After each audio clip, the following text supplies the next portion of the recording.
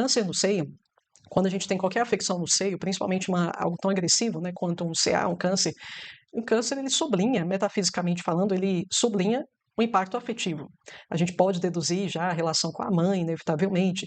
E aí, assim, se há algo, uma estrutura do meu corpo, ela tem tanta correlação assim, com a afetividade, daí a correlação inevitável com a mãe.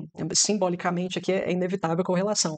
Mas, na verdade, assim, o maior trauma de Crocus enquanto lírio ainda do estágio 1, o maior trauma mesmo, é o da separação. Ele perceber que não existe só eu, existe outra pessoa também. Então, assim, na verdade, como é que eu acho que a mãe entrou aqui para ferir essa doente em questão? Foi pelo simples fato dela ter percebido que não, eu não sou única para minha mãe. Eu acredito que gira em torno disso. Em sendo ela um lírio, possivelmente Crocus, isso aqui deve ter sido um baque para ela, ao ponto de ter gerado um câncer. Não, a minha mãe, ela não é só eu que existia, para ela existia outra pessoa, porque era meu irmão, existiam duas pessoas. Como assim? Eu não era uma com a minha mãe, eu e ela não éramos a mesma coisa. Então, o trauma de separação, ele é quase insuportável para o sujeito estágio 1, pessoal. Normalmente isso vai se manifestar das maneiras mais improváveis. O sujeito estágio 1, aqui no caso das personalidades estágio 1, pessoal, exatamente pelo fato assim dessa percepção de que existem outras pessoas ser tão pesada para o sujeito, algo que parece tão elementar, né, mas muito forte aqui para o sujeito, é exatamente por isso que são sujeitos que tendem a sofrer mais em relacionamentos afetivos quando eles são rompidos. Então, é um trauma fundamental. Eu perceber que o outro é uma pessoa e eu sou outra. Qualquer tipo de experiência que sublinhe essa constatação de que eu sou uma pessoa e o fulano é outra. A minha mãe, eu percebi que, não, eu sou uma pessoa, minha mãe é outra, porque houve uma triangulação. Aqui apareceu uma terceira pessoa. Então ficou muito claro que eu sou alguém, meu irmão é outra pessoa, tanto é fato que a minha mãe ela está tendo que dividir a atenção entre eu e o meu irmão. Então, assim, essa percepção de que eu não estou unido aos demais, e os demais existem, e as outras pessoas têm vontades próprias, isso aqui é um suplício para o sujeito estágio 1, Crocus, consequentemente. É engraçado, pessoal, que a gente fala isso assim e parece que é algo muito distante da nossa realidade, mas existem muitos pais que se comportam assim com seus filhos, como se os filhos fossem uma extensão deles mesmos. Na verdade, eu pessoalmente, meus queridos, eu acredito que a maior dificuldade que as pessoas enfrentam nas relações não é só entre pai, filho, mãe, filho, marido e mulher, principalmente marido e mulher, se dá por causa disso, pelo fato da gente não entender que eu sou uma pessoa, a outra pessoa é outra, entende? Ela tem o tempo dela, ela tem a mentalidade dela, ela tem o ritmo de apreensão da realidade, assimilação de experiências dela, ela tem a personalidade dela. Assim, se a gente for passar na peneira mesmo o cerne de todos os nossos conflitos relacionais, a gente vai perceber que brota disso. É dessa quebra de expectativa, a gente perceber que a outra pessoa é outra pessoa. Pais fazem muito isso com os filhos, eu vejo muito isso na falta de respeito, principalmente à liberdade do filho, quando o assunto é a busca por vocação, a busca por uma jornada profissional. Então, os pais, muitas vezes, quantos pais, na verdade, né, não querem controlar totalmente o futuro profissional dos filhos? Não, filho, faz isso, faz isso. Muitas vezes sem considerar a individualidade do filho, que o filho é outra pessoa, né, pessoal? Então, isso aqui é muito forte no estágio 1, mas isso é muito mais geral do que a gente supõe, só que isso aparece de forma muito sutil e raras pessoas conseguem dar nomes tão específicos assim aos bois. Não, eu tô no fim das contas traumatizado, tô com o coração partido porque eu percebi que eu sou uma pessoa, minha esposa é outra pessoa. Então, é disso que se trata, pessoal. A gente vai ver isso aqui em Crocus. É um trauma tão forte que é capaz de gerar um câncer. Esse trauma, pela simples percepção de que a minha mãe é uma pessoa separada de mim e meu irmão é uma pessoa separada de mim que tem uma dignidade própria também. Meu Deus do céu, eu sou revolucionário demais, eu não aguento lidar com isso. E aí é claro que uma pessoa nessas condições, pessoal, ela vai ter problema com doação também. O seio, bom, nós, enquanto mães, passamos pela fase da lactação, nós nutrimos os nossos filhos com o leite ejetado dos nossos seios. E aí isso também sublinha separação. Bom, eu estou alimentando um outro ser. Então, a separação, no ato em si, ela já fica marcada. E aí isso vai contra também o autocentramento. O ato de me doar através do aleitamento, provavelmente os filhos não devem gostar dela, acredito que convivem mal, né? Os filhos se distanciaram, né? Acho que a colega até comentou isso inicialmente, então acho que ela deve ter sido uma mãe, na mente dos filhos, a leitura dos filhos deve ter sido essa, né? De que ela foi uma mãe muito ruim, uma mãe muito desagradável. Então, eu não vou doar nada, porque isso vai contra a minha visão aqui de autocentramento, vai contra a minha autorreferência. Não, eu doar algo, mas não, eu estou ainda nessa posição de receber. o mundo gira em torno de mim, mas para me servir, eu doar alguma coisa para o mundo, não, isso aqui é totalmente um contrassenso diante da visão que eu tenho de mim mesmo. Então, não me surpreende ela ter psicossomatizado uma doença tão grave assim nos seios, por tudo que o seio representa. E aí, outro traço central do lírio é uma postura autocrítica. Pessoal, o lírio, isso aqui fica muito estampado em lírio tigrino, que é aquela, é um certo desconforto, ao mesmo tempo que me encanta o corpo, eu faço muitas vezes a seguinte leitura, de que tudo que tem a ver com o corpo é decaído, é pecaminoso, por isso o lírio tigrino, né, é tão conhecido como um perfil que é muito pudico em relação à sexualidade, enxerga a sexualidade como algo sujo, depravado, então tudo que envolve o corpo, normalmente lírio tigrino tem uma certa ressalva, que eu vim de uma dimensão edênica, onde eu era pura consciência atrelada a centelha divina. Então, assim, corporeidade me parece uma situação de decadência, sublinha que eu decaí realmente. Então, é normal que o sujeito, ora, ele morra de amores por todo o prazer que o corpo lhe pode proporcionar, ora, o contrário. Ora, ele declara guerra contra a corporeidade. Parece que tudo que gira em torno de corporeidade, necessidade do corpo é pecado, é impuro. Então, olha só, isso aparece aqui e, no entanto, não é o que a gente vê, né? A gente vê uma pessoa muito confortável com as demandas, né, do próprio corpo, com as necessidades, as pulsões ali sensoriais, mas ela é crítica, pessoal, ela é uma pessoa autocrítica, na verdade, eu tenho certeza disso. Por quê? Porque ela é crítica. Ela é crítica, se ela é crítica, ela certamente é autocrítica. Então, tudo começa, a forma como a gente se comporta com os outros, pessoal, em geral é um reflexo da relação que a gente tem com a gente. Em geral é assim que funciona. Então, assim, ser crítica é antes de tudo, ser também autocrítico, daí, tanto é fato, eu aposto que ela é autocrítica, porque ela tem essa necessidade de se provar demais. Uma pessoa que está o tempo inteiro com essa língua ferina, o tempo inteiro ocupando espaço, né? Parece que é uma pessoa muito extrovertida, muito voltada para fora, né? Uma pessoa expansiva. Então, assim, isso ilustra uma necessidade de se provar e também ela quer se poupar demais. Vocês observam que não quer trabalhar, ela não quer colocar a mão na massa ali no sentido de garantir as próprias necessidades materiais dela, não quer se sacrificar, ela quer se poupar a todo custo. Então, veja bem, isso aqui tem relação com autocrítica pelo seguinte, pessoal, porque isso aparece muito em Coaching. Sugiro que vejam novamente a minha análise de Coaching, porque veja bem, os lírios, acima de tudo, antes de serem críticos, eles são autocríticos com toda certeza, de forma que, exatamente por isso mesmo, eles se tornam aversos, intolerantes à crítica externa. Então, assim, de tanto que eu fico ali me julgando, de tanto que muitas vezes eu tô ali lançando comentários depreciativos em relação a mim, a forma como eu lido com o meu corpo, a forma como eu lido com os prazeres, ou enfim, né, pode não envolver essa dinâmica corporal, eu posso ficar o tempo inteiro me condenando ali em relação a outra coisa, mas normalmente envolve como é que eu estou lidando com recursos, principalmente recursos que me proporcionam prazer.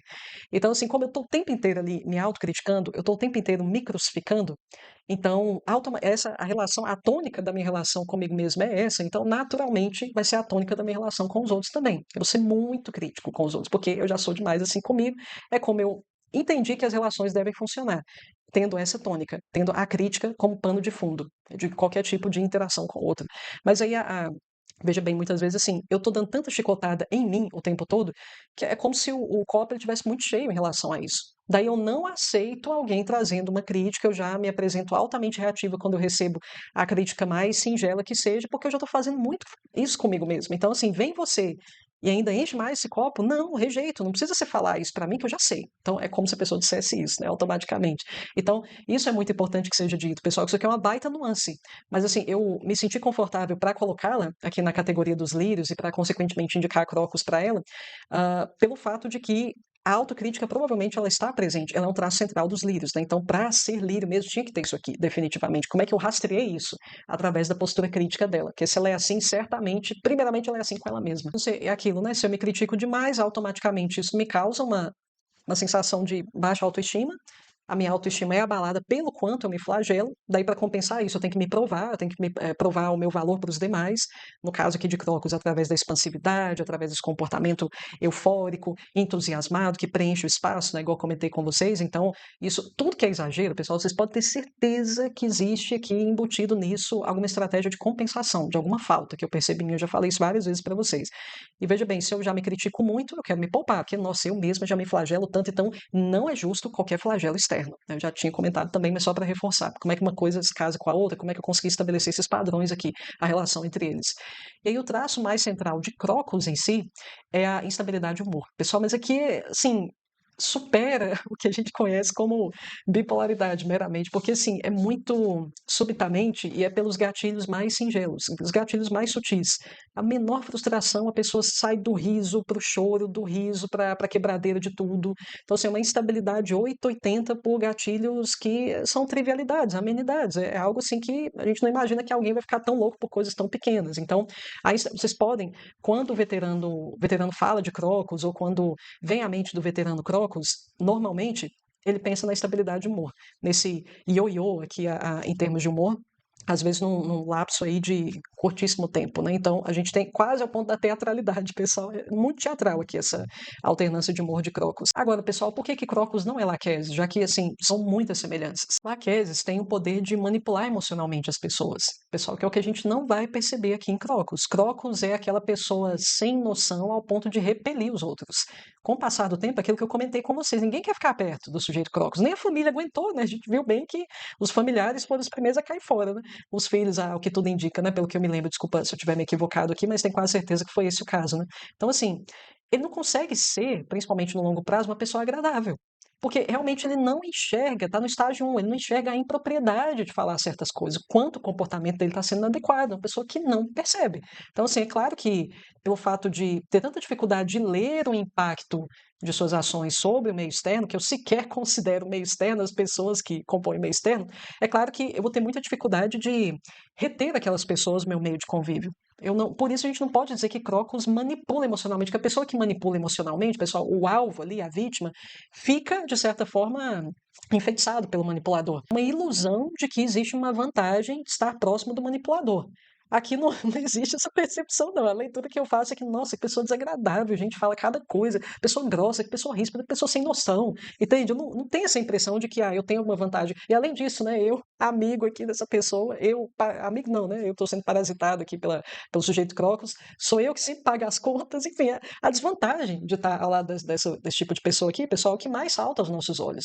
Eu, marido de uma esposa Crocus, muitas vezes, assim, além das possíveis puladas de cerca, né, da minha esposa Crocus, tá sempre caçando confusão, porque é isso, né, precisa de adrenalina, precisa ter essa sensação de que, nossa, tem alguma coisa acontecendo. Então a vida é aquela novela mexicana, é Vila do Chaves o tempo todo, porque o sujeito Crocus precisa desse estímulo. Então, assim, me relacionar com o sujeito Crocus, eu sendo amigo, eu sendo esposa, eu sendo marido, é um suplício, é desagradável na maior parte do tempo. Um homem, para ele aguentar uma mulher Crocus, pessoal, geralmente, assim, eles se atêm à química que eles conseguem ter na cama, ali entre quatro paredes, que o sujeito Crocus realmente isso é muito importante, ele devota muita energia ao bom desempenho sexual. Então, segura o marido, talvez no máximo por causa disso. Assim, se a mulher for muito bonita ainda por cima, né, mais um atributo, mas assim, não é confortável. De forma, na maior parte do tempo, você coloca na balança, não tem muita vantagem de você se relacionar com uma pessoa assim, a não ser que você tenha alguma ressonância, que você seja um pouco parecido. Mas o sujeito laquesis, ele consegue manipular, ele consegue dar a impressão de que ele é uma boa. Da mesma forma que ele te ataca, ele é tipo aquela dinâmica de morde e assopra, igual o pessoal costuma dizer, né? Então eu consigo ser extremamente desagradável, mas eu consigo te dar a impressão de que estar ao meu lado é a melhor coisa que você poderia desejar. Entende, pessoal? Então, assim, isso com todo mundo, não é só nessa dinâmica marido e mulher. Então, Laquesis consegue manipular emocionalmente, porque, inclusive, Laquesis nem está no estágio 1, pessoal. Laquesis está ali mais ou menos no estágio, está muito bem enquadrado no estágio 6, estágio 5 também, mas melhor no estágio 6. Então, eu já tenho mais paciência para pensar numa estratégia para fisgar as pessoas, ao mesmo tempo que eu enveneno, eu penso numa forma de manter essas pessoas aprisionadas no meu ciclo de influência. Então, Laquesis tem aquela paciência de aguardar o momento oportuno para desferir um ataque preciso, um ataque mortífero, que vai te deixar sob os meus pés. Crocus, estágio 1, pessoal, tem paciência com nada de elaborar nenhum ataque preciso, nenhuma vingança precisa, não tem paciência de pensar numa estratégia de manter essa pessoa sob meu domínio. Uma pessoa impulsiva não consegue fazer isso, pessoal, então é tudo muito cru, a pessoa não se dá o tempo ali de cogitar um meio de manter o outro ali sob meu domínio. Entende que isso aqui é uma coisa muito mais sofisticada, isso não pode partir de um perfil impulsivo? Então, olha só, nuance aqui para diferenciar. E também a Laquesis, da mesma forma que sabe atacar precisamente a pessoa, de forma a acabar com a vida dela, com dizeres, inclusive a crítica, essa língua ferina de Laquesis, ela é muito precisa. Então, assim, você que é alvo dessas críticas mordazes do sujeito Laquesis, você fica até pensando, é uma coisa tão elaborada, tão bem pensada, que você pensa, nossa, mas caramba, eu acho que a pessoa tem razão, viu?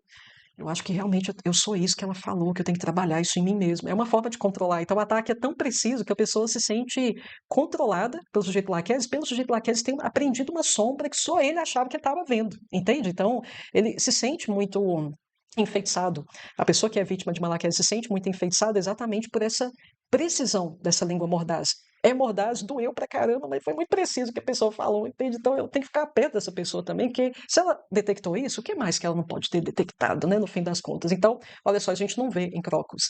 Crocus não lança um julgamento preciso, aquilo que eu comentei com vocês. Crocus toma os indivíduos pela superfície, por aquilo que ele consegue aprender na aparência. É uma visão de mundo ainda pouco refinada, como comentei com vocês. Não tem toda essa profundidade, não consegue ler com tanta profundidade o psiquismo do outro igual a Keynes. Entende, pessoal? Então, assim, Crocus não detém dessa mesma argúcia em termos de capacidade de manipulação emocional de Laquesis, tá certo? Então, ambos sim têm a língua ferina, mas como essa língua ferina se manifesta, totalmente diferente.